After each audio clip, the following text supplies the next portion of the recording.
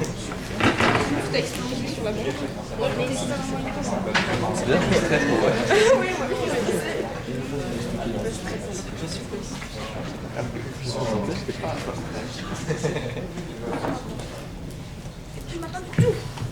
Bonjour à tous et bienvenue une fois de plus au congrès Matlandine. Donc nous allons commencer l'exposé de cette matinée par les élèves du collège Athénée Royal de Liège 1. Donc ils vont exposer sur le thème Pokémon. Je vous passe la parole. Allô.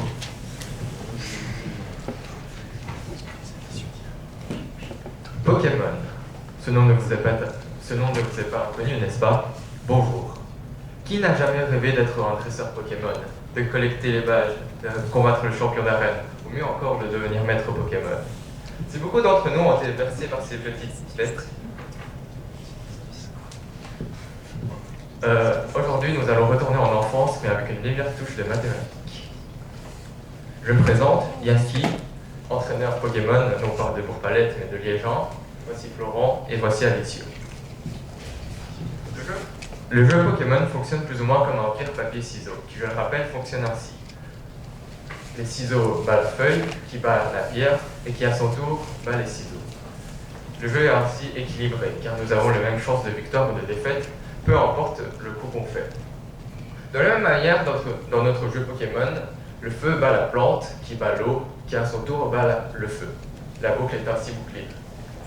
Ajoutons-y les types roche et sol, nous obtenons ainsi le tableau suivant, qui marche de cette manière. L'eau a une victoire contre le feu. Alors, on ne peut pas s'empêcher de remarquer que ce tableau présente une symétrie. Comme je l'ai dit, puisque l'eau bat le feu a une défaite contre l'eau.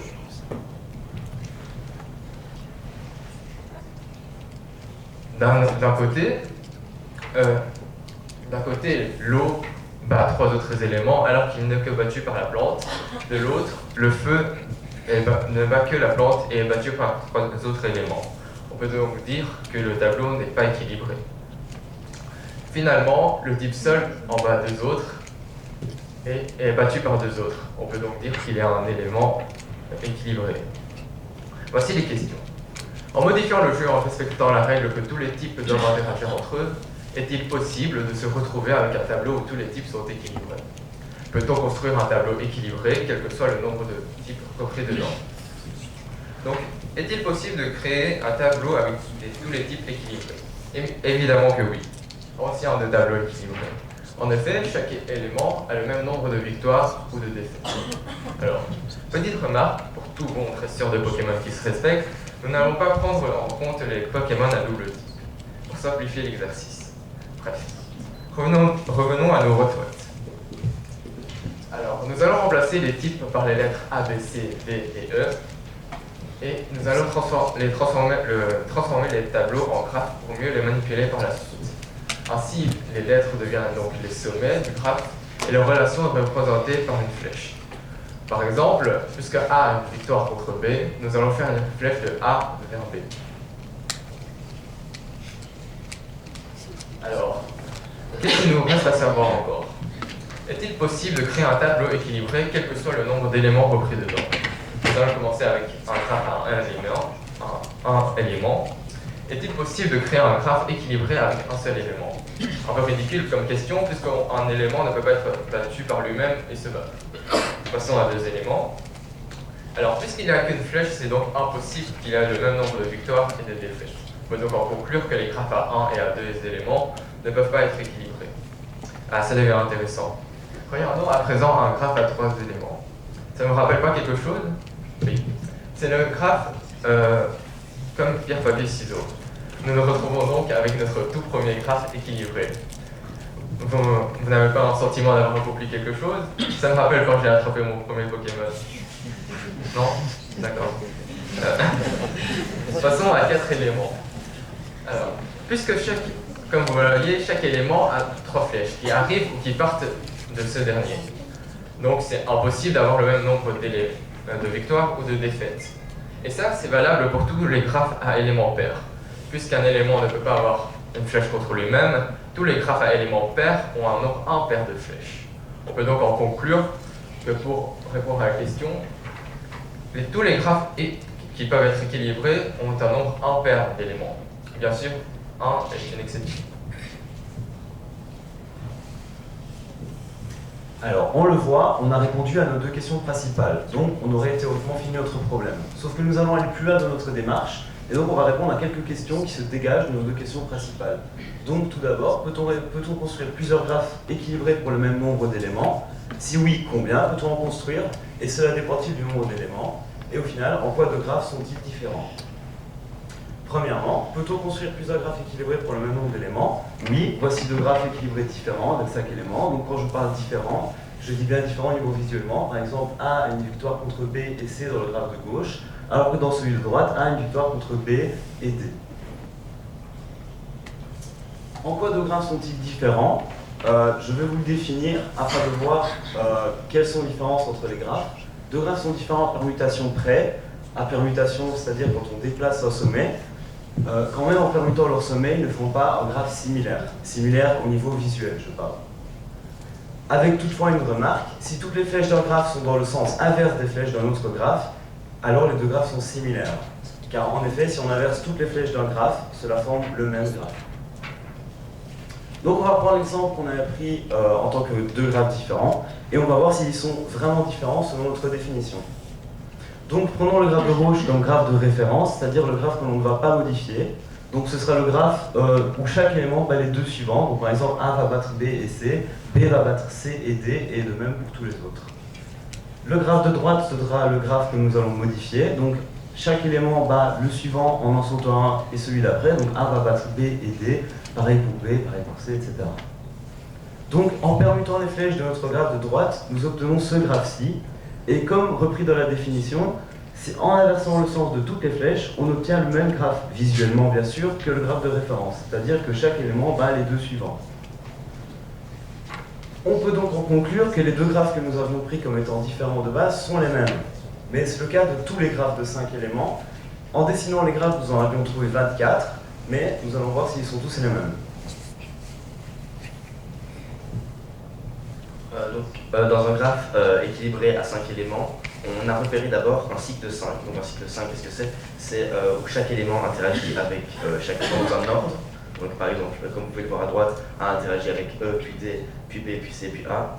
On a démontré qu'il y avait 5. Vous pouvez trouver un cycle de 5 dans chaque graphe de 5 équilibré. On n'a pas mis parce que c'est une démonstration un peu trop longue. Une fois le cycle de 5 repéré, on doit extérioriser les flèches, c'est-à-dire donc permuter les sommets de telle sorte à retrouver le cycle 5 extérieur. Donc comme ici on a interverti C et B.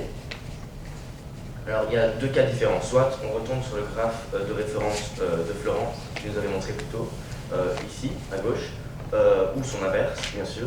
Soit on retombe sur un autre graphe, c'est le cycle extérieur est le même, mais les flèches inférieures sont opposées, ou son inverse bien entendu.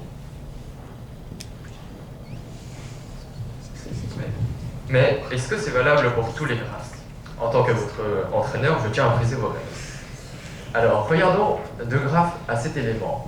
Celui de gauche où chaque élément bat les 3 suivants, et celui de droite qui bat les 2 suivants en sautant un et qui bat le 4e. Analysons plus la structure. Pour celui qui bat les 3 suivants, les 3 battus, c'est-à-dire B, C et D, battus par A, B en bat 2 autres et C en bat un autre. Alors que dans l'autre, ils forment un graphe à 3 éléments équilibrés. On peut donc dire qu'ils sont différents, puisque cela est valable pour tous les éléments. Pour l'instant, nous avons un graphe pour 3 éléments, 1 pour 5 et au moins 2 pour 7. Alors, on a déjà répondu à 2 questions sous-jacentes. Donc, on a déjà répondu aux 2 questions. Combien peut-on en construire? Donc, cela dépend-il du nombre d'éléments.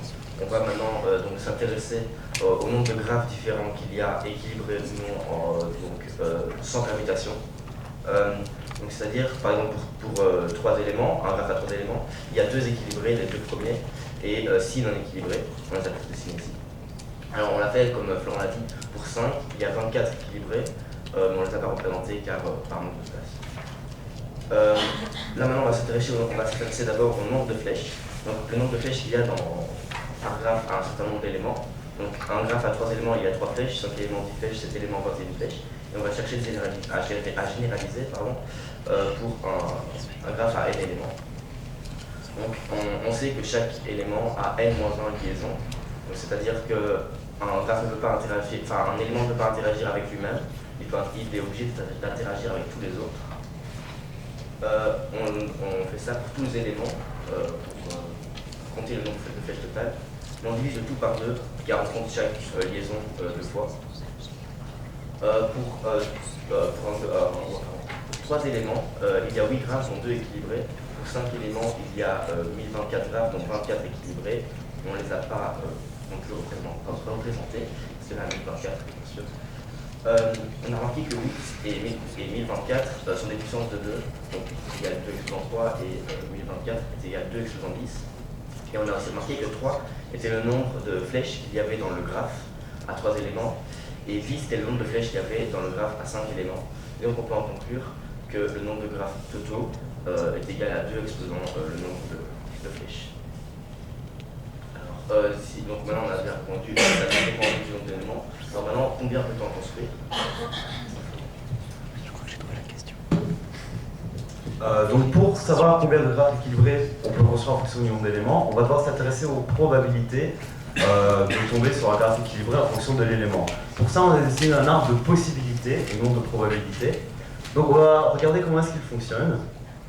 Donc prenons le point A dans un graphe équilibré à 5 éléments, équilibré ou non, pardon. Il y a 4 flèches reliées au point A. Donc en déplaçant les flèches de toutes les manières possibles, on a 16 possibilités, donc 16 façons de mettre les flèches, dont seulement 6 sont équilibrées. Cela fait donc un rapport de 6/16 pour le premier nœud.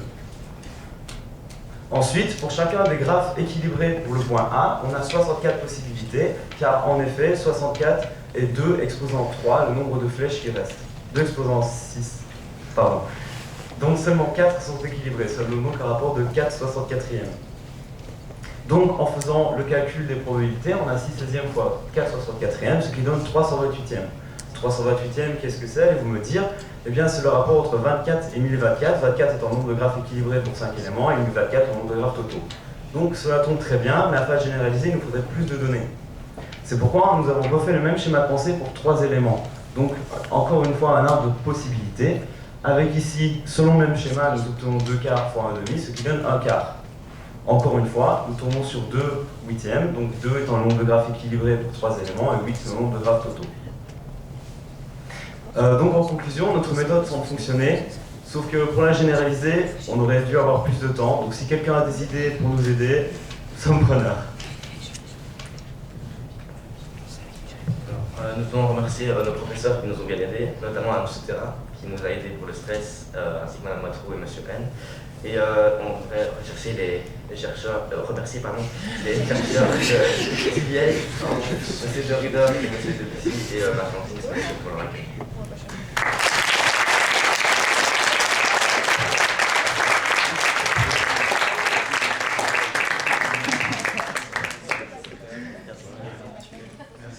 Merci.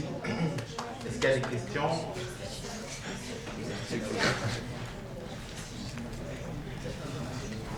Est-ce que vous avez des questions?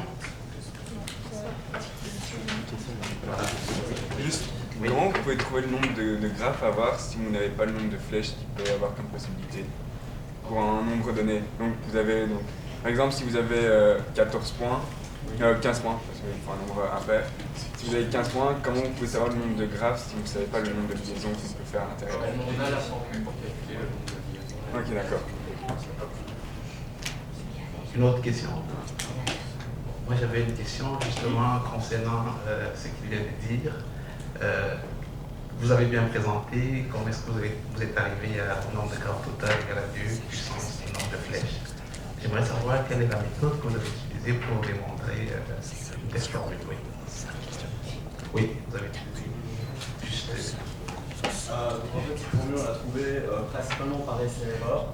Et puis aussi, c'est une formule qu'on a remarqué qui était déjà utilisée ailleurs, donc on ne l'a pas démontrée par manque de temps. Et puis,